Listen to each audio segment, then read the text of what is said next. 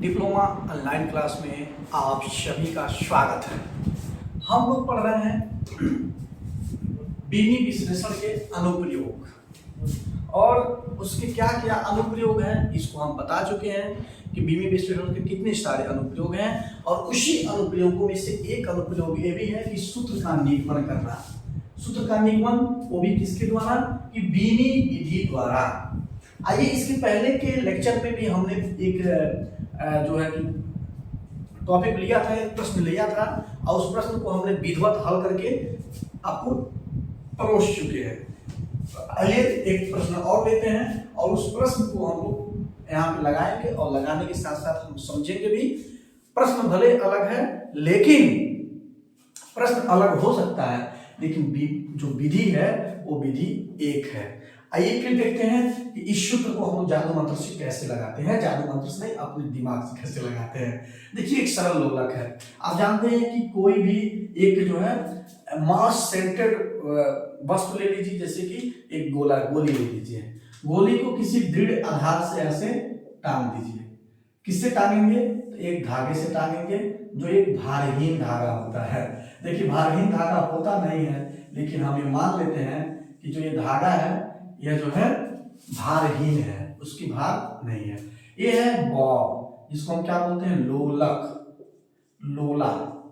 बचपन में देखो ना, लोला मम्मी हम लोग देती थी खेलने के लिए। अब नहीं मिलता है क्योंकि अब सीधे वीडियो गेम खेलते हैं या हम लोग वीडियो पे कार्टून देखते हैं। लेकिन जब हम लोग छोटे थे तो एक लोला खरीद के आता था मेले में से, उसको हम हाथ पकड़ उसी को खाते भी थे। कभी कभी ऐसे लकड़ी का होता था, उसको लोला बोलते हैं, लेकिन यहाँ पे क्या है? लोलक है, लोला नहीं लिखिएगा। रही बात, ये धागा है, इसकी लंबाई कितनी है? तो यल है। जो ये लोलक है इसका द्रव्यमान कितना है? इसका द्रव्यमान है m। और आप जानते हैं कि ये पृथ्वी के तल पे रखा हुआ है, तो यहाँ पे इसका गुरुत्वीय त्वरण कितना है? g है। अब रही बात आवर्तकाल की। आवर्तकाल कहते किसे हैं? सबसे पहले इसको जान लीजिए। कोई भी पिंड जितने समय अवधि में एक चक्कर लगाता है उसको हम लोग आवर्तकाल बोलते हैं। देखिए, इसका आवर्त क्या होगा? अगर ये पिंड यहाँ से यहाँ जाए, फिर अपने माध्य स्थिति में जाए, फिर अपने उधर दूसरे पश, इसको एक वाम पश बोलते हैं, एक दायां पश बोलते हैं, फिर बायां जाए, फिर दायां जाए, फिर वो आकर के यहाँ पे चला है, मतलब एक चक्कर पूरा लगा दे, यहाँ से यहाँ तक, यहाँ से यहाँ तक और यहाँ। इसको क्या कंपन छोड़ेंगे तो ऐसे ऐसे ये मोशन करना शुरू कर देगा अपने माध्य स्थिति के इधर उधर, कभी इधर जाएगा कभी इधर आएगा, तो उसको तो दोलन बोलते हैं। लेकिन ये जितने समय में एक चक्कर लगे, माने मेरा हाथ देखिए, जितने समय में हम यहाँ गया, फिर यहाँ आया, फिर यहाँ गया, फिर यहीं पे आया, जितने समय में एक चक्कर लगाया उसी को हम क्या बोलते हैं? उसी को जो है आवर्तकाल कहा जाता है।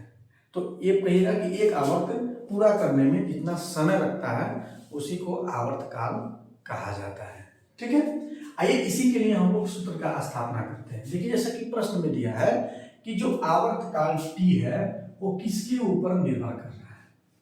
सबसे पहले आप यही देख लीजिए कि आवर्तकाल किसके ऊपर निर्भर कर रहा है। तो आप देख रहे हैं कि लोलक के द्रव्यमान m पर, धागे की लंबाई यल पर और गुरुत्वीय त्वरण g पर निर्भर कर रहा है।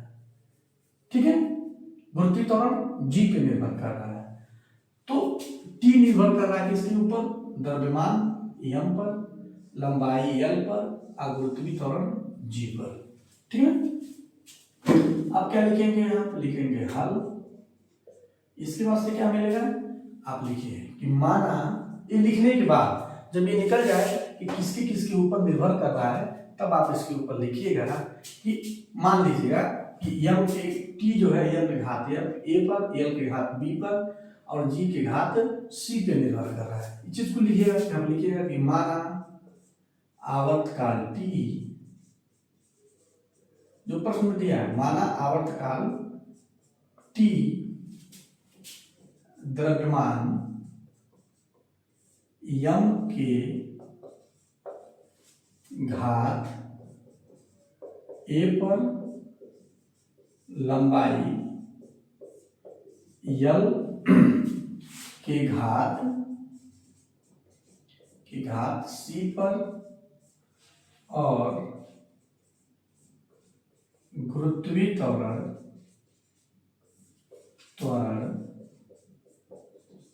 g के घात c पर निर्भर करता है। अब इसको मान लीजिए कि जो आवर्तकाल है वो किसके ऊपर निर्भर कर रहा है? द्रव्यमान m के घात a पर, लंबाई l के घात b पर और गुरुत्वीय त्वरण g के घात c पर।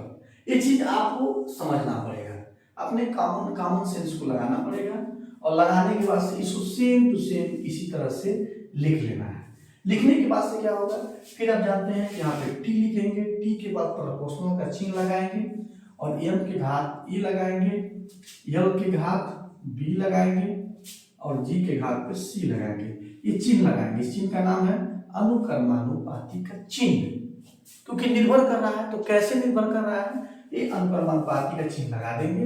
उसके बाद से t बराबर लिखेंगे, यहाँ पे कांस्टेंट k जोड़ेंगे, फिर m के घात a लिखेंगे, l के घात b लिखेंगे, g के घात c लिखेंगे। इक्वेशन नंबर 1 होगा, यहाँ पे लिखेंगे हम लोग, जहां k एक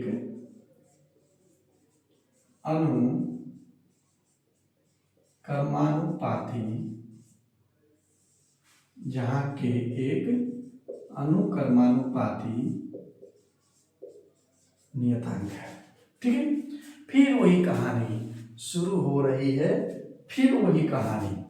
तो क्या करेंगे, दोनों पक्षों की बीमा लिखेंगे, दोनों पक्षों की बीमा लिखने पर, तो टी क्या है, आवर्तकाल है, और आवर्तकाल की बीमा का मतलब क्या होता है, समय, और समय की बीमा क्या होती है, टी। लेकिन यहाँ पे टी लिखा है तो टी हम अकेला नहीं लिखेंगे, यहाँ पे यम के साथ लिखेंगे, तो यम के पावर 0, यल के पावर 0 और टी लिखेंगे। के की बीमा, कांस्टेंट की बीमा सदैव 1 होती है, उसकी बीमा नहीं लिखेंगे।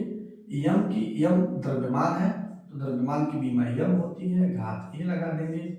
यल लंबाई है, लंबाई की बीमा यल होती है, तो ये यहाँ पे यल लिख दिए। जी क्या है, गुरुत्वीय त्वरण है, और गुरुत्वीय त्वरण की बीमा क्या होती है, हमेशा एल टी के पावर -2 होता है। पावर में सी लगाया है तो सी लगा देंगे।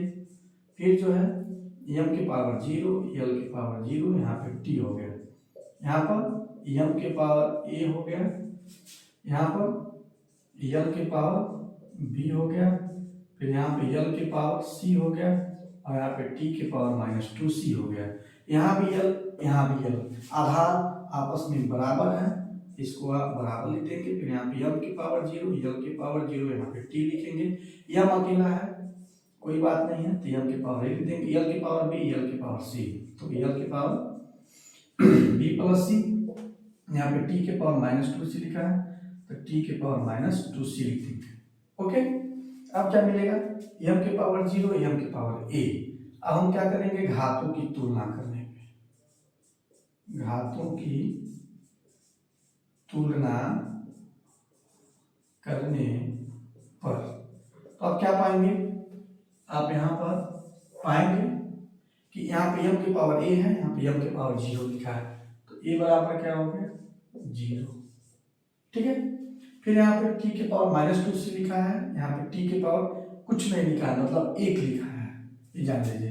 तो -2c बराबर 1, तो c बराबर -1/2।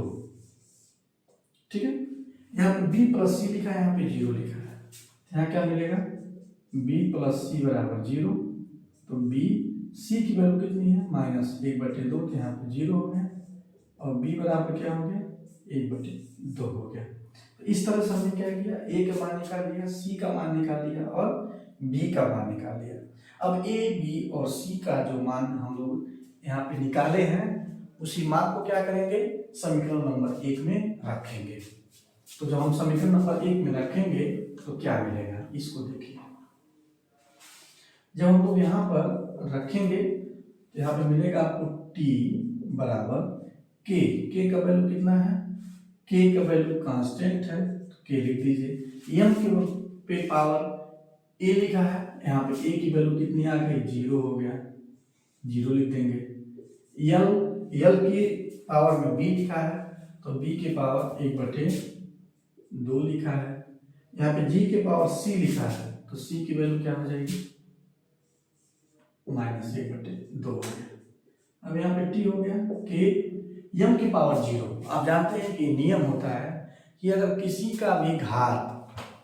भी घात राशि के ऊपर या किसी भी अंक के ऊपर अगर 0 घात लगा हो तो उसकी वैल्यू हमेशा 1 होती है। 1 हो गया। यल की पावर 1/2 लिखा है, यहाँ पे माइनस में लिखा है, उसको नीचे ला देंगे तो प्लस में हो जाएगा, 1/2 हो गया। इस तरह से क्या हो गया, यहाँ पर के गुणे 1, यल के पावर 1/2, जी के पावर 1/2, तो एक ही टोपा लगा करके और सबके ऊपर क्या कर दीजिए, 1/2। अब यहाँ पे टी हो गया, यहाँ पर के।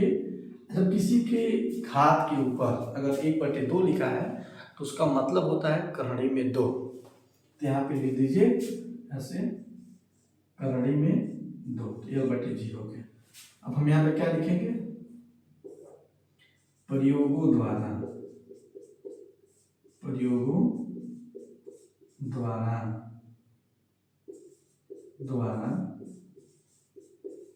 ज्ञात होता है कि k बराबर 2 पाई। तो हम यहाँ पे क्या लिखेंगे, t बराबर 2 पाई कोष्टक में L/G। क्या हो गया, t बराबर 2 पाई कोष्टक में L/G। तो इस तरह से हमने क्या किया कि सरल लोलक के लिए, सरल लोलक का आवर्तकाल मतलब एक चक्कर लगाने में वो जितना समय लेता है उसी को हम लोग आवर्तकाल बोलते हैं। और आवर्तकाल के लिए हमने क्या किया, फार्मूला निकाल लिया। आप हाई स्कूल में भी पढ़े होंगे कि जो आवर्तकाल बराबर क्या होता है, 2 पाई L/G, जहाँ पाई का मान आप जानते हैं कि 3.14 होता है। जब हम लोग प्रॉब्लम को या क्वेश्चन को हल करते हैं तो हम लोग टी की वैल्यू, पाई की वैल्यू 3.14 लेते हैं। ओके, तो हमने क्या किया, फिर देखिए इसको रिपीट कर दे रहे हैं कि आवर्तकाल के लिए निकालना था। तो आवर्तकाल किसके ऊपर निर्भर करता है, तो द्रव्यमान यम पर, धागे की लंबाई यल पर और गुरुत्वीय त्वरण जी पे निर्भर करता है। फिर हमने क्या किया कि आवर्तकाल को अंकमानुपाती का चिन्ह लगा करके हमने यहाँ पे लिख दिया। तो यम के घात ए पर, एल के घात बी पर और जी के घात सी पर। फिर क्या हुआ, अंकमानुपाती का चिन्ह हटाते ही यहाँ पे के लगाया, यम के घात ए लिखा, एल के घात बी लिखा, जी के घात सी लिखा, जहाँ के एक अंकमानुपाती नियतांक है। दोनों पक्षों की बीमा लिखा, टी का बीमा m0 L0 टी समय है, के का बीमा 1 होता है, यम द्रव्यमान है, एल के घात ए पर, एल के घात यहाँ पे बी लिखा है, एल के घात बी लिख दिया, जी गुरुत्वीय त्वरण है तो एल टी के पावर -2 के पावर सी लिख दिया। अब यहाँ पर m0 L0 टी हो गया, यहाँ पे m के घात 1 है, गुणा कर दिया, ए हो गया, एल के घात बी हो गया, एल के घात सी पर हमने सी लगा दिया, टी के पावर -2 सी, तो यहाँ पे टी के पावर -2 सी हो गया। फिर यहाँ पे भी एल है, यहाँ भी एल है, दोनों को आपस में, दोनों का आधार बराबर है तो घातों को आपस में जोड़ लिया तो b + c हो गया, टी के पावर -2 सी हो गया। उसके बाद से क्या किया, घातों की तुलना करने में, जब तुलना करेंगे तो यहाँ पे a है, यहाँ पे 0 है, तो a बराबर क्या मिलेगा, 0। यहाँ पे -2 सी लिखा है, यहाँ पर +1 है तो -2 सी बराबर 1, तो c बराबर -1/2। फिर यहाँ पर b + c = 0, क्योंकि यहाँ पे 0 है, यहाँ पे b + c = 0 हो गया। c की वैल्यू -1/2 बराबर 0 हो गया, तो b बराबर 1/2 हो गया। अब क्या करेंगे कि t बराबर k हो गई थी, m के पावर 0, a बराबर 0 तो m के पावर 0 लिख दिया, l के पावर b है, b की वैल्यू 1/2 है तो यहाँ पे 1/2 लिख दिए, g के पावर में c लिखा है तो c की वैल्यू -1/2 है तो यहाँ हमने -1/2 लिख दिया। फिर क्या मिला कि t बराबर k गुणे a गुणे, फिर g की वैल्यू -1/2 है तो इसको नीचे लिख दिए। उसके बाद से t बराबर k गुणे a गुणे L/G है तो 1/2 लिख दिया। फिर t बराबर k, फिर इसको 1/2 करणी होता है तो उसको हमने क्या किया, करणी में लिख दिया। प्रयोगों द्वारा हम ज्ञात होता है k बराबर 2 पाई, तो t = 2 पाई कोष्टक में L/G और पाई की वैल्यू 3.14 है। जब आप क्वेश्चन को सॉल्व करिएगा कभी भी तो आप क्या कर सकते हैं, पाई की वैल्यू यहाँ पर लिख सकते हैं। तो इस तरह से हमने क्या किया कि बीनी विधि के द्वारा आवर्तकाल के लिए सूत्र का निगमन कर दिया।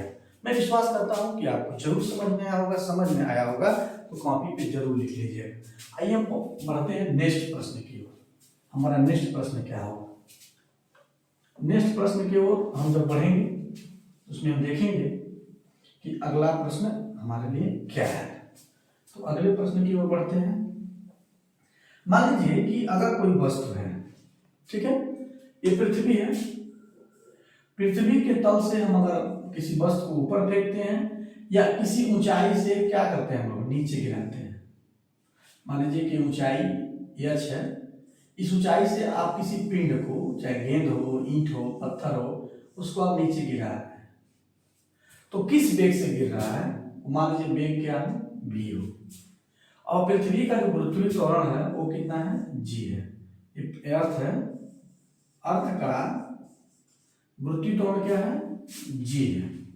तो ये पिंड जो है तो इस ऊंचाई से गिराया जा रहा है, इस ऊंचाई से गिराया जा रहा है, या बता दे रहे हैं कि नीचे से ऊपर फेंका जा रहा है या ऊपर से नीचे की ओर गिराया जा रहा है। तो किसी न किसी वेग से नीचे आएगा, तो जिस वेग से आएगा उसको v मान लीजिए, और जिस ऊंचाई से नीचे की तरफ जितनी ऊंचाई से वो फेंका गया है वह h मान दिया जाए। तो इस v के लिए, पिंड के इस वेग के लिए फार्मूला कैसे निकालेंगे, कैसे निकालेंगे? तो यहाँ प्रश्न एक बन सकता है ऐसे। प्रश्न देखिए, प्रश्न ये है, एक गिरते हुए ऐसे लिख सकते हैं कि एक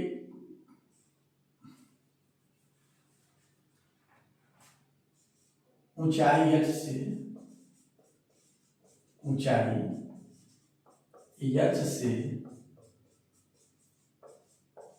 गिरते हुए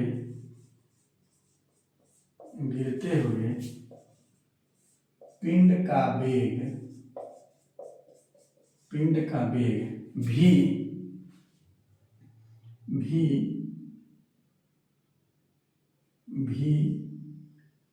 गिरते हुए पिंड का वेग v है, या गिरते हुए पिंड के वेग v के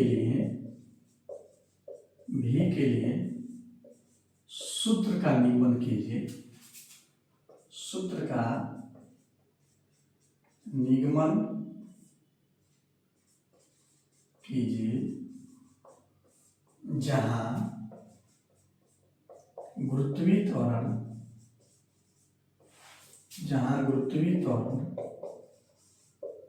स्मॉल g है। ठीक है, ये प्रश्न है। पिंड s ऊंचाई से गिर रहा है, पृथ्वी गुरुत्वीय त्वरण g है, तो उस पिंड का वेग क्या होगा ये निकालना है। तो देखिए सिंपल सी बात है कि फिर वही प्रोसेस अपनाएंगे हम। हमें मान ले रहे हैं कि जो पिंड का वेग v है, पिंड का वेग v जो है ऊंचाई h के घात a पर और गुरुत्वीय त्वरण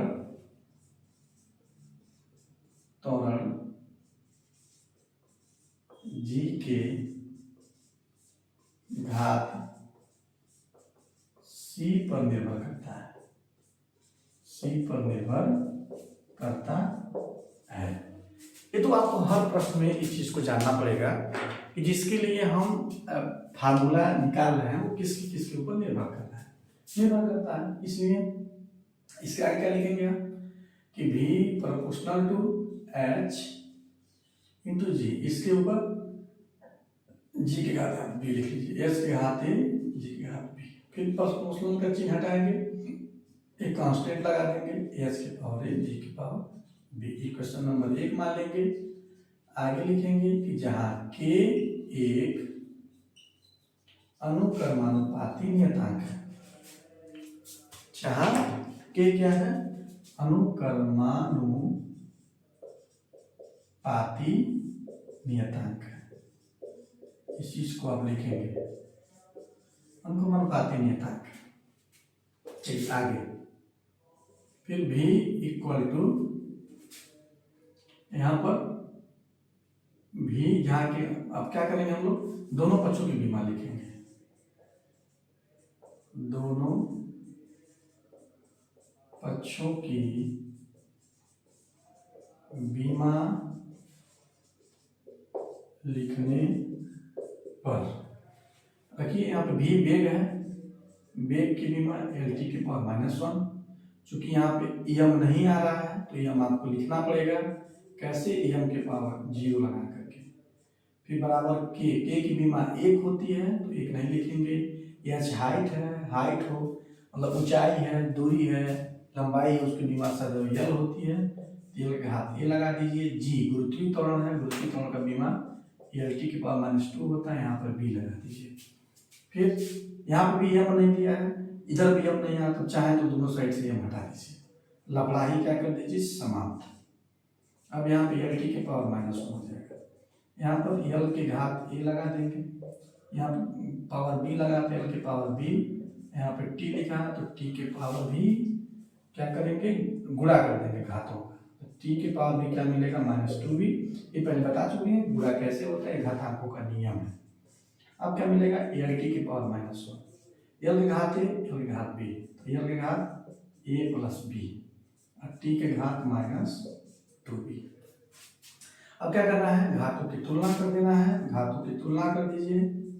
घातों की तुलना करने पर क्या मिलेगा, इस चीज को देखिए। जब घातों की तुलना करेंगे तो यहाँ पे A + B है, यहाँ पे 1 लिखा है, यहाँ पे T के पावर -2B है, T के पावर -1 है। ये छोटा छोटा है, पहले इसको तुलना कर दीजिए तो आपको मिलेगा -2B बराबर -1। इसका मतलब क्या हो गया, माइनस से माइनस कट गया तो B बराबर 1/2। ठीक है, फिर उसके बाद अब A + B कर दीजिए। A + B का जब करेंगे तो A + B बराबर, यहाँ पे L की पावर 1 है तो यहाँ पे 1 मिलेगा। फिर B की वैल्यू रख दीजिए, तो B की वैल्यू अभी आपने निकाला है, तो B की वैल्यू 1/2 होता है, तो यहाँ पर A + B है तो A + 1/2 बराबर 1 हो गया। अब इसको ट्रांसफर कर दीजिए तो 1 - 2 हो जाएगा, A बराबर घटाएंगे देंगे तो 1/2 मिलेगा, 1 में से आधा घटाएंगे तो 1/2 मिलेगा, ये आप जानते हैं। उसमें से क्या करेंगे, A और B का मान समीकरण नंबर 1 में रख दीजिए। अब यहाँ देखिए, अब A और B का मान समीकरण, A और B का मान समीकरण 1 में रखने पर तो मिलेगा आपको V बराबर K, H के पावर क्या है, A लिखा है तो H के पावर 1/2, G के पावर B तो 1/2। ठीक है, अब हम क्या करेंगे, इसके आगे V हो गया, इसके पावर 1/2 है, इसके पावर 1/2, जिसका मतलब होता है करड़ी में H और करड़ी में G। ठीक है, और प्रयोगों द्वारा यह देखा गया है, प्रयोगों द्वारा ज्ञात होता है कि